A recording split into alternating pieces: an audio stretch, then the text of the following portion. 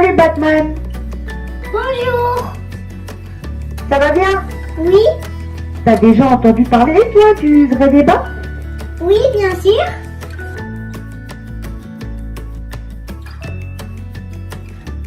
Tu peux me dire ce que c'est?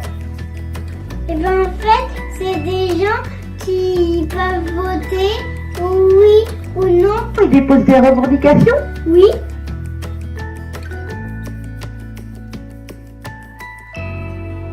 On peut proposer quoi sur cette plateforme des Gilets jaunes?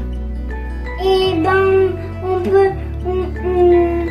peut parler de tout sauf les gros mots.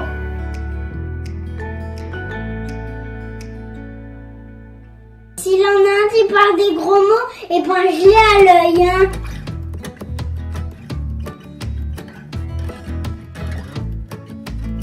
Si maintenant, moi, j'ai pas d'idée, mais que je veux quand même participer, qu'est-ce que je peux faire sur le vrai débat? Et ben tu peux voter pour ou contre, ou mitigé, entre les deux.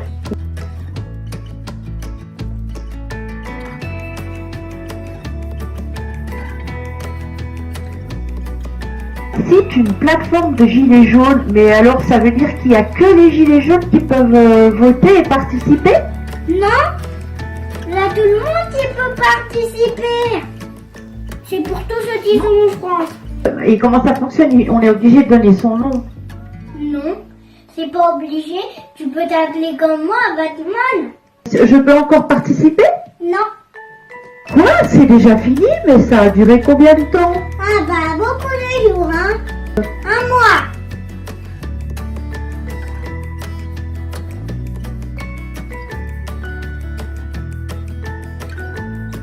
Qu'est-ce qu'ils vont faire avec tous les résultats au vrai débat? Ah bah moi je sais pas, hein. Il faut appeler Marie.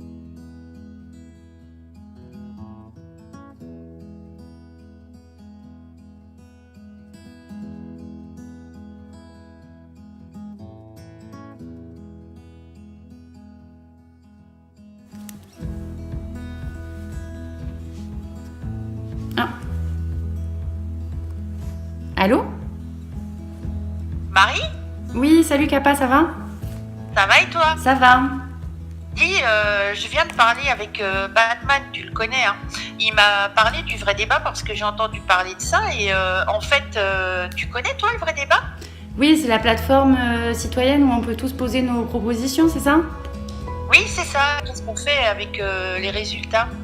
Ben, je crois que j'avais regardé un live sur leur page Facebook et ils avaient dit qu'ils avaient contacté des chercheurs.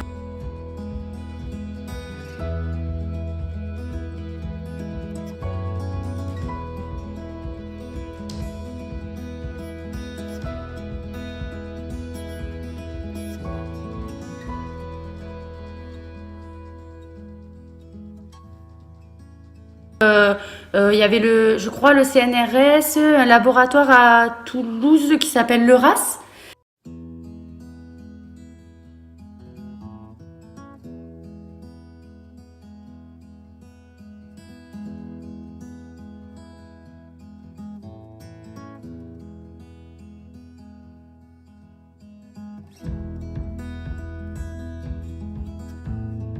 Et le laboratoire à Lyon, Triangle.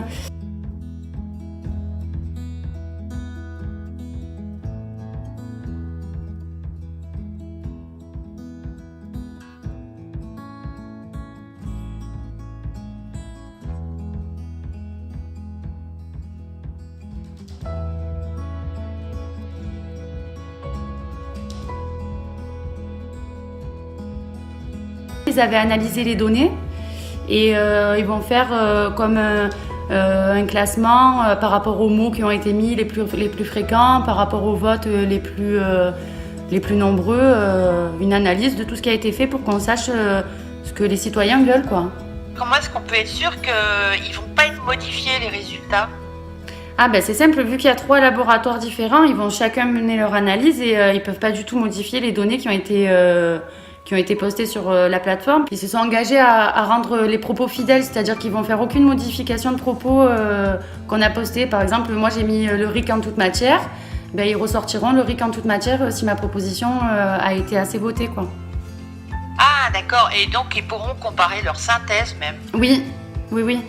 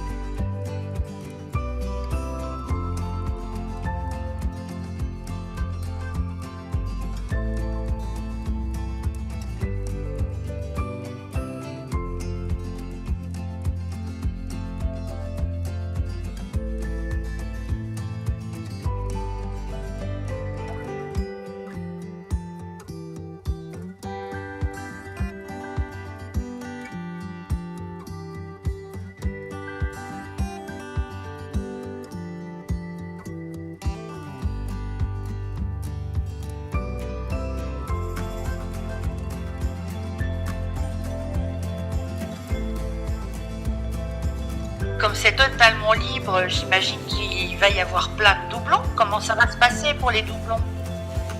Ben, en fait, l'équipe du Vrai Débat, ils voulaient rassembler les doublons pour faire qu'une proposition avec tout le nombre de votes. Mais j'ai vu que les chercheurs avaient dit que c'était mieux de laisser les doublons parce que dans les mêmes doublons, par exemple, sur 2 propositions du RIC, il va avoir des nuances différentes. Par exemple, il y en a un qui le veut en toute matière et il y en a un autre qui va le vouloir que législatif ou abrogatoire, quoi. Donc, ils vont les laisser.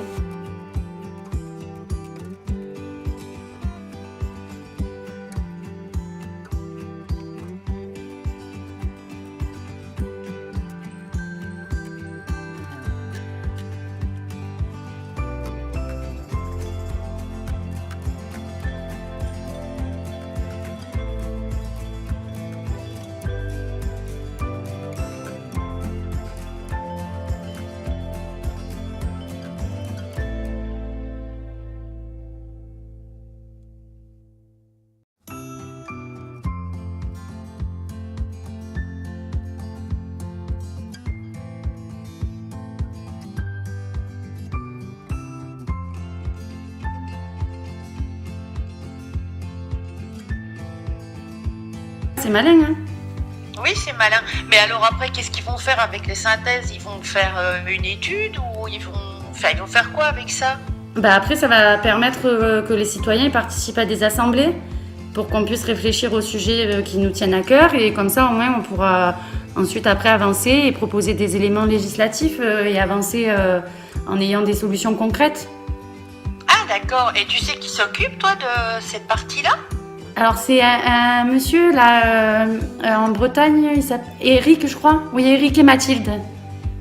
Ah, d'accord. Ok. Eh ben, je vais essayer de les contacter. Merci beaucoup, Marie. Ça marche, à bientôt. À bientôt.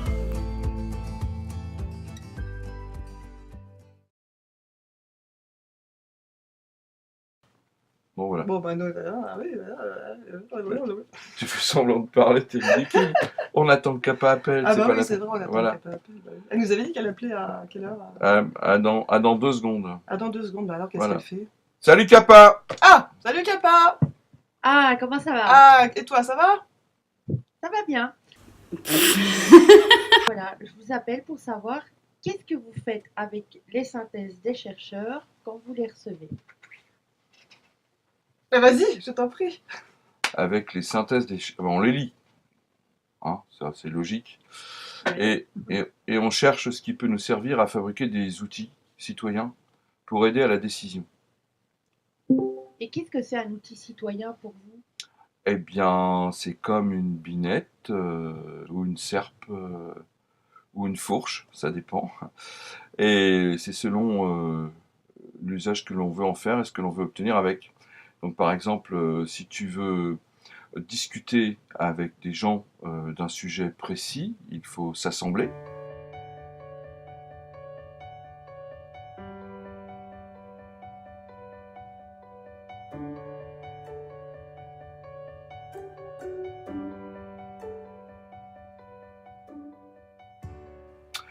Mais il faut respecter un certain nombre de codes. Il faut, avant de s'assembler, se préparer à l'assemblée pour que pendant l'assemblée, les choses soient justes et logiques et que chacun se comprenne. Il faut évidemment éviter de se marcher sur les pieds. Et puis l'objectif est d'obtenir un résultat que l'on peut utiliser.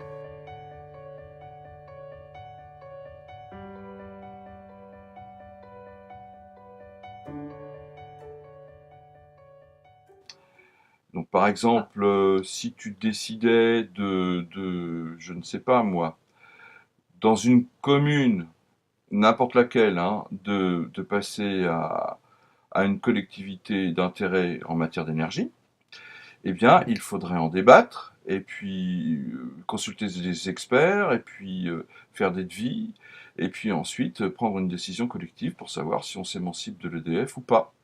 Voilà.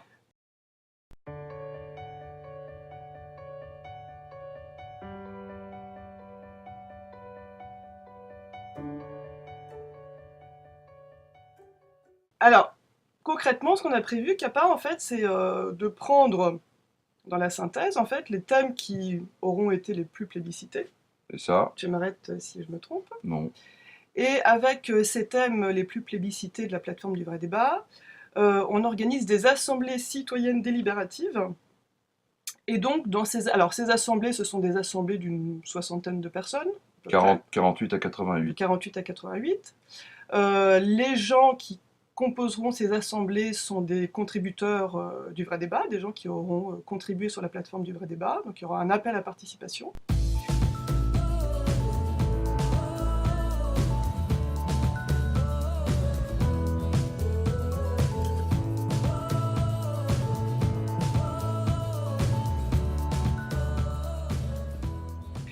Et puis, au cours de ces assemblées, donc les gens seront amenés à travailler à la fois en séance plénière, donc où ils sont une soixantaine, ou entre 48 et 88, et aussi à travailler en petits groupes.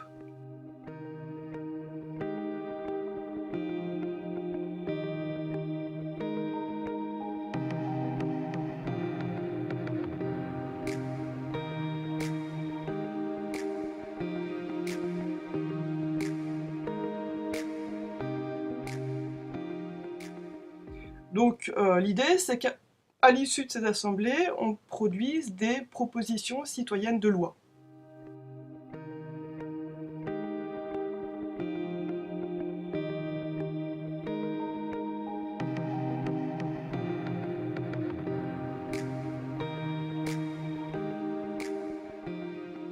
Voilà. Et effectivement, ce que disait Eric, en amont de ces assemblées, on va proposer un tutorat du citoyen.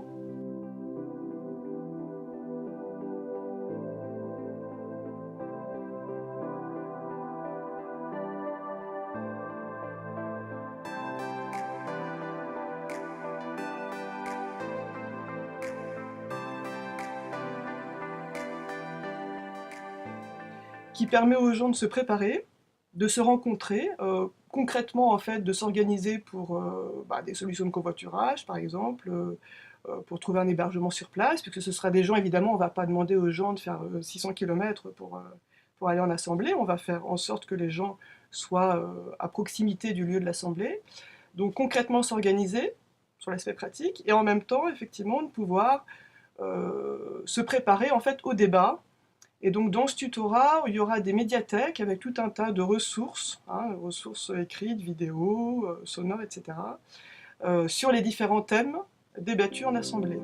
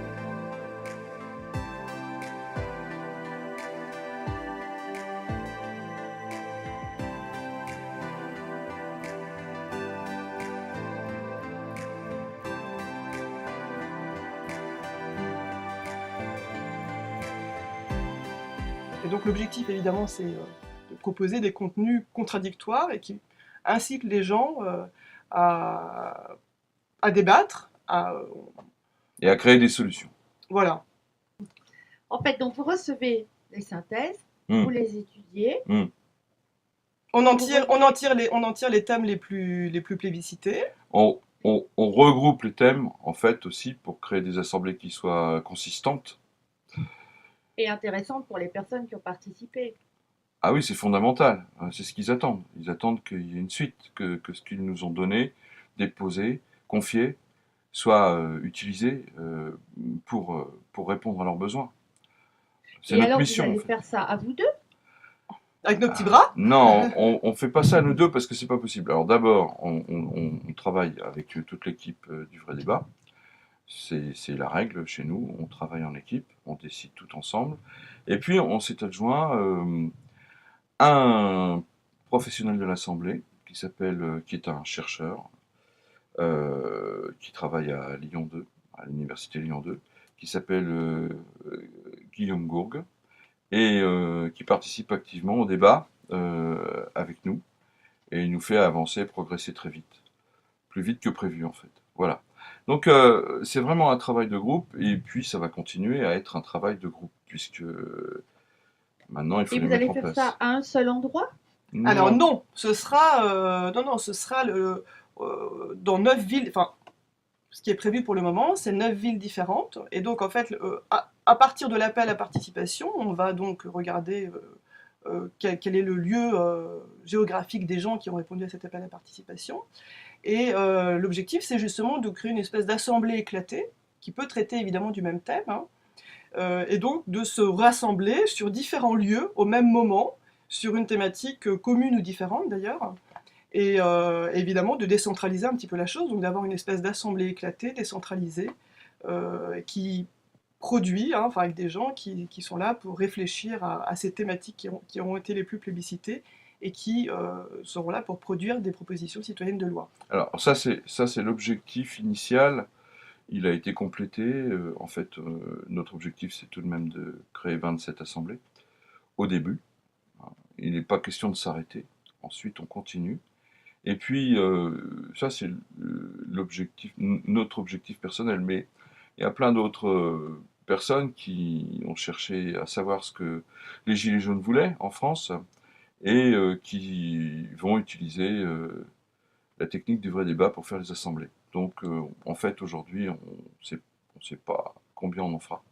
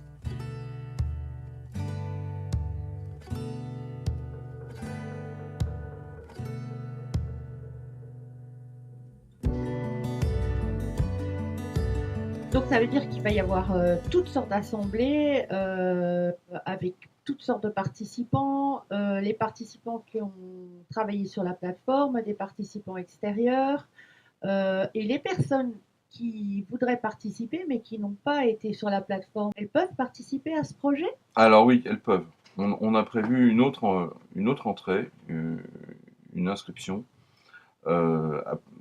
après après l'appel à participation auprès des gens qui ont utilisé la plateforme. Et elles pourront s'inscrire, tout à fait. Ça pose pas de problème. Au contraire, on On- accueille absolument tout le monde. On est des gilets jaunes qui accueillons tous les citoyens. Au plus vous êtes, j'imagine, au mieux ce sera. Ah bah oui, bien sûr. Bah, à partir du moment où on limite le nombre de personnes par assemblée à 60, on va dire en moyenne, Une soixantaine. et bien plus on aura de monde, plus il y aura d'assemblées. Voilà. Et plus il y aura de lieux voilà, qui seront utilisés pour ces assemblées, et plus il y aura de thématiques débattues, et mieux ce sera de toute façon. Et si maintenant, ça va être très difficile comme question, surtout pour Eric, si maintenant vous deviez résumer en quelques mots ce qu'est le vrai débat. Ouais, c'est un outil d'éveil citoyen. Mathilde?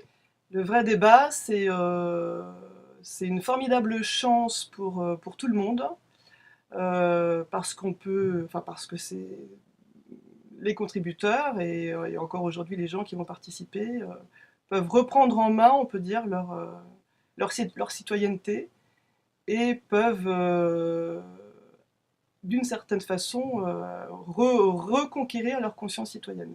Vous êtes convaincu que ça peut aboutir à quelque chose de concret? On en est sûr. Ah, il n'y a aucun doute. C'est tout ce que je voulais savoir.